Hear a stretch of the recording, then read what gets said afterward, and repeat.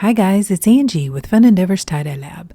Today I'm going to try out one of Dyespin's newer Dark Horse colors called Late Autumn.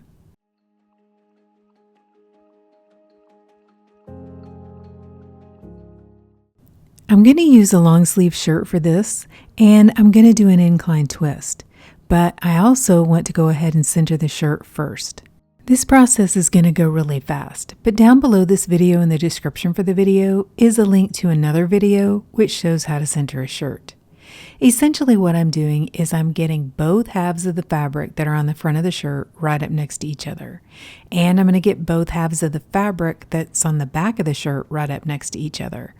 That way, whenever I apply the dye and the shirt is completed, when you open it up and you look at it, one half of the front of the shirt's not going to be either lighter or darker than the other half, and the same thing for the back. Each half of the fabric on the front of the shirt should look just about the same.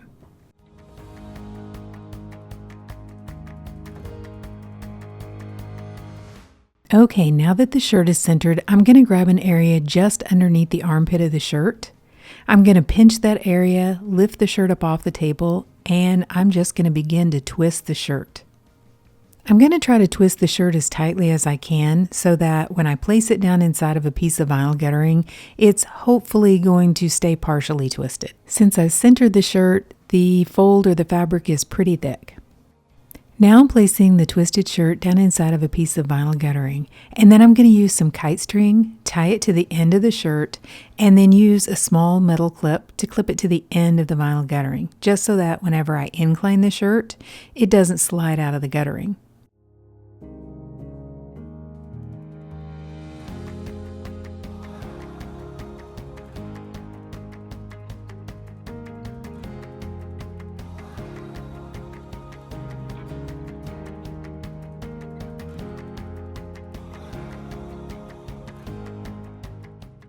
I'm using a plastic tote, and I'm going to take one end of the vinyl guttering and I'm going to place it down inside of the bottom of the plastic tote and leave the other end hanging over the edge. That's what's going to incline the shirt. Instead of using smaller bagged ice for this shirt, I went ahead and used a couple of blocks of ice, which I made using some pencil containers which I purchased from the Dollar Tree dollar store. You can use bags of ice, that's usually my preference, but for this particular shirt, this is what I had available. 2 of the long pieces of ice cover up this shirt perfectly, and then I'm going to use some larger cubes right up at the top. Whenever I do incline twists or any shirt that's inclined, if I'm applying the dye after I already have the shirt inclined, I pay extra attention to try to make sure I get plenty of dye up on that area at the top of the incline. If you don't, that area is going to be quite a bit lighter than the rest of the shirt. Like I said, for this particular shirt, I'm trying out Late Autumn, which is one of the newer colors from Dyespin's Dark Horse line. So I have no idea what this shirt is going to be. I am excited to see what this color's like. So I tried sprinkling some of the dye over the top of the ice, and it literally just was not sticking at all. So I decided to take some of my soda ash solution that I have inside of a spray bottle and spray the top of the ice. I know it sounds weird, but the ice was dry and the dye wouldn't stick to the ice. So I am going to try to lightly sprinkle the Late Autumn over the top of the ice, and then place the shirt aside and allow this ice to melt. So after the first layer of ice melted, I came back and checked the shirt, and it looked like the dye had gone through pretty well, but I had quite a bit of undissolved dye left sitting on top. So I got a little panicked that because this shirt was super thick and I could see a couple little white areas, that maybe I didn't have great saturation in the middle. So when you see those larger areas of undissolved dye like I have on the shirt, I usually try to go ahead and get those areas dissolved before I allow the shirt to process. In a normal incline twist, I normally do not add a second layer of ice, and so what I'll do is I will take that soda ash solution in the spray bottle, I will lightly spray all of those areas and wait until they dissolve. I'll keep spraying them until I can get those larger chunks of dye to dissolve, and then I'll go ahead and allow the shirt to process. If I just left it alone, I might have some of these larger blobs of dye on the shirt when the shirt's completed, and I don't want that. However, in this case, because I'm a little concerned about my saturation and I feel like I need to add some more ice and dye, I'm going to go ahead and add another layer of ice. I'm really going to layer the ice on this shirt. Then I'm going to lightly sprinkle another layer of dye over the top and allow that to melt. After the second layer of ice melted, I did still have some undissolved dye left on the shirt. And if you'll notice in the photos, I did take those larger chunks of ice, spray them with the soda ash solution until they dissolved before I allowed the shirt to process.